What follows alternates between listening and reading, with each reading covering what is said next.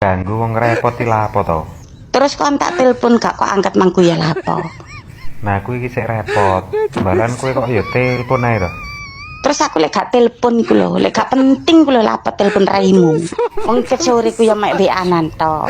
Kon saiki ku ngono lho, dhisik kalau cek mari balenan. Metu didik WA posisiku kene. Saiki ngono kon iku cuek. Nah, wong lanang cuek ya biasa. Masih aku dadi wong wedok bare raimu kuno cuek tak kandhani. Nang ndi ku lek gak aku sing WA dhisik engkon ya gak kudu WA. Lah terus njalukmu apa? Karuane lek wis gak seneng aku ku ngomong. Tak enteni dikit biyen ku ngomong. Mbok kon ngomong apa? Aja kok gawe ngene, aku ku ngono anake wong. Wis seru. Sing ngomong anak gendruwe ya sapa?